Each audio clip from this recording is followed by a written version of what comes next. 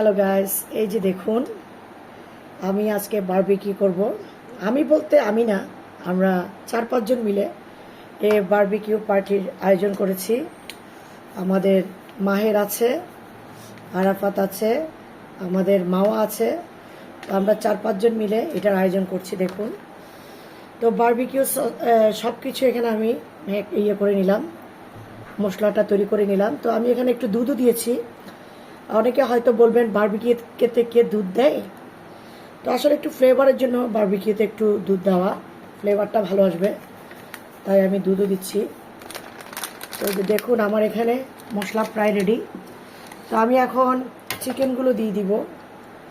এই যে আমার এখানে চিকেনগুলো আমি দিয়ে দিব, সবগুলো দিয়ে আমি হাতে মাখাবো। হাত ধুয়ে নিলাম। অনেকে আবার বলবেন যে হাত ধোয়া ছাড়া, কারণ আমরা তো আসলে বাঙালি মানুষের ক্ষুদ্রতে পছন্দ করি। তো ডান হাত, এটা কিন্তু বাম হাত না, আবারও বলছি এটা ডান হাত।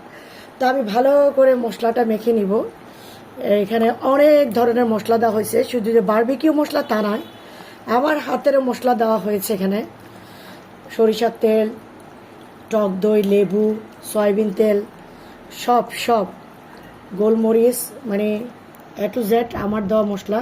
আর বারবিকিউ মশলা দিয়েছি অল্প, যেটা একটু ফ্লেভারের জন্য।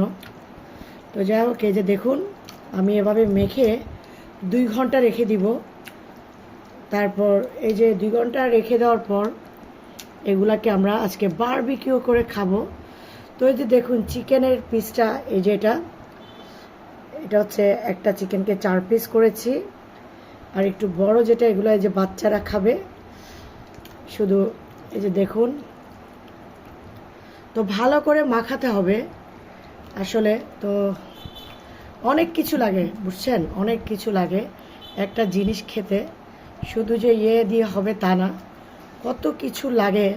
যে বারবিকিউ এই মাংসটা মাখাতে এখানে আমি যে কত রকমের জিনিস দিয়েছি, সেটা আসলে না দেখলে বিশ্বাস করবেন না। তো এখন এগুলাকে দিয়ে আমি খুব ভালোভাবে মাখতে হবে, ভিতরে যাবে। এটাকে মিনিমাম 2 ঘন্টা রেস্টে রাখতে হবে, যেন আপনার মশলাটা ভিতরে যায়। আর এখানে কিন্তু আমি চিকেনগুলোকে একটু মাঝখান দিয়ে ছুরি দিয়ে কেটে কেটে নিয়েছি, দেখতে পাচ্ছেন। তো লবণ টবণ সব কিছু ঠিকঠাক আছে। আর দুধটা দিলাম, আমি নিজের থেকে দুধ দিলাম, পাউডার দুধ। আসলে পাউডার দুধটা তো স্মেলটা অনেক ভালো, খুব ভালো ফ্লেভার আনে, যার কারণে একটু পাউডার মিল্কটা আমি ইউজ করেছি, দেখতে পাচ্ছেন। তো এখানে কিন্তু যথেষ্ট বারবিকিউর যে কি বলে মশলাটা যথেষ্ট হয়েছে। এই যে দেখেন সব কিছু দেওয়া আছে এখানে, জৈত্রিক হতে শুরু করে আলাদা নিজের হাতের তৈরি মশলা সব কিছু দেওয়া আছে। তো এভাবে আমি রেখে দিব। 2 ঘন্টা পরে এটাকে আমি বারবিকিউ করে খেয়ে ফেলবো। তো কেউ খেতে চাইলে একটু কষ্ট করে বানিয়ে খাবেন।